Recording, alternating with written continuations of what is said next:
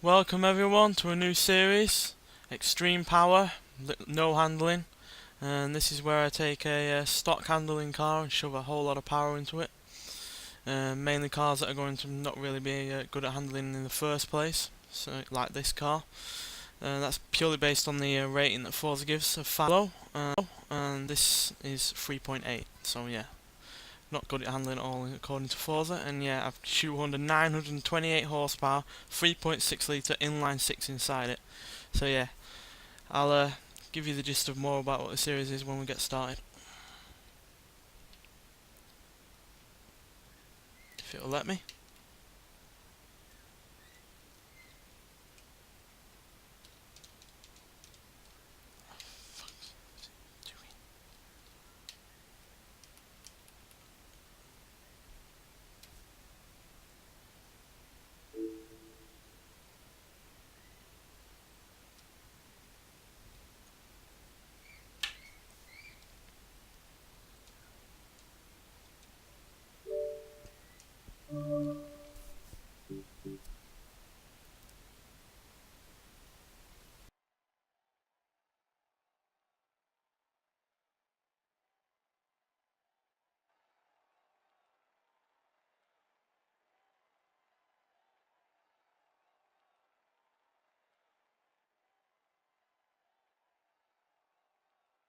Car that really doesn't handle at all, and no handling parts have been put into it, so it's completely stock apart from the engine. I've shoehorned 928 horsepower from a 3.6 litre into this 1973 BMW 2002 turbo. Yeah, so I'll give you the gist of more about this once we get started. So yeah, basically got 3 laps to set the fastest time I can, and we'll put a bunch of other cars that are similar in terms of handling and put more power in them than they can ever handle, and see how fast they can go and see which is the fastest out of the lot.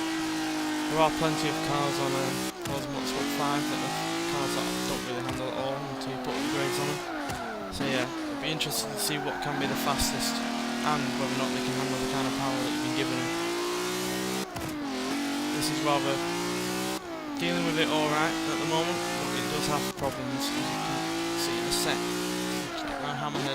Not only are the brakes absolutely terrible, yeah, oversteers as well. So you've got to be really, really careful with the power when you're going into a corner. It does not have wide tyres, it does not have the grip, it does not have the suspension either. Pushing it, so I've got to brake a lot earlier than I did towards the hammerhead, because the brakes are shockingly bad as well. And you can see it also understeers, because it does have a far bigger engine up front than it was ever originally intended for. It only had an inline 4 originally, and that was an inline 6, because it has a bigger turbo on it as well, so it's more weight up front.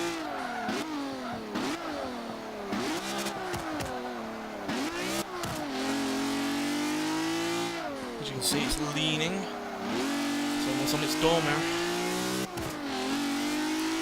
Yeah, 1 minute 37 that lap, not very quick at all.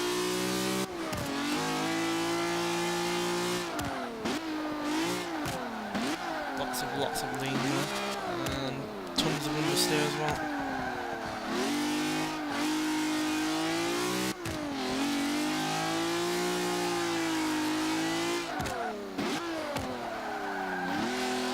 Feed through the power. This has several times more horsepower than it did originally, about 160 thereabouts originally, 928.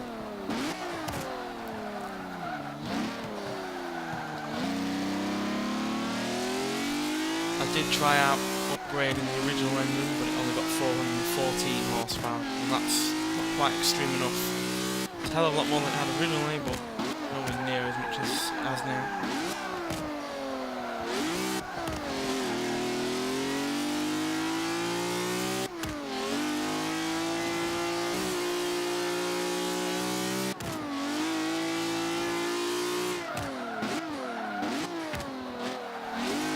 Power is always going to be giving it a high top speed if it's got a gearbox like this, but the power in itself will give trouble in terms of grip and handling.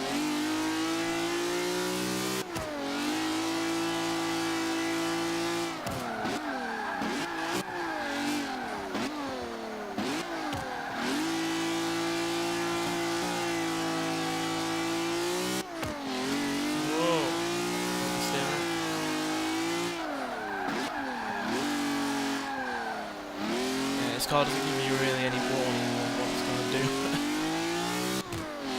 1 minute's understeering, the next minute's oversteering. 70 suspension sure as hell doesn't help, and these brakes are awful. I need to slow to a crawl then just to get round that corner. It does sound good though.